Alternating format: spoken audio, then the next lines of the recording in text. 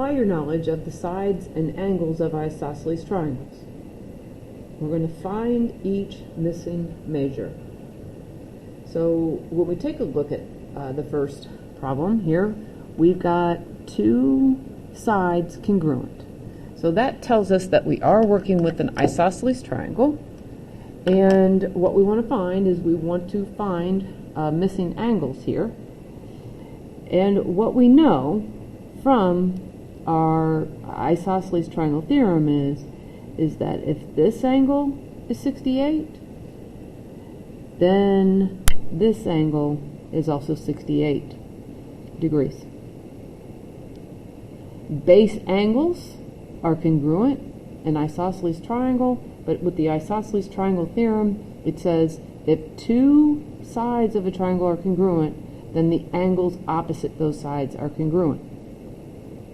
We also need to find angle K, and there are 180 degrees in a triangle. So if we take 180 and we subtract 68, I'm going to use a calculator. Feel free to use Desmos. I recommend that you practice using Desmos or a calculator and not using a phone calculator. 180 minus 68 will give us 44 degrees.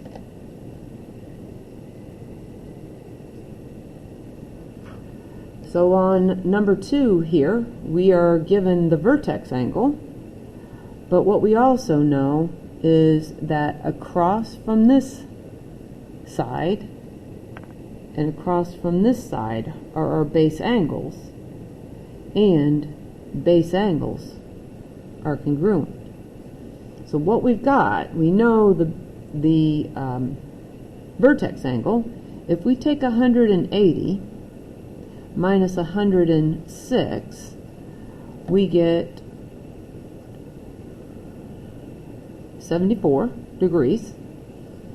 And then what we're going to do is we need to split that 74 equal for both of these angles.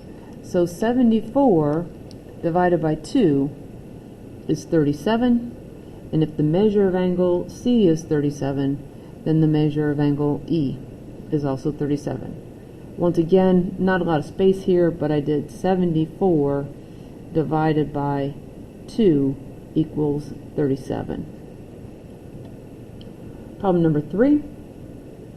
We're given the base angles this time, and we want to find the length of YZ, and we want to find the measure of angle Y. So we'll start with angle Y, since the previous two problems are the kinds of problems that we've been working with.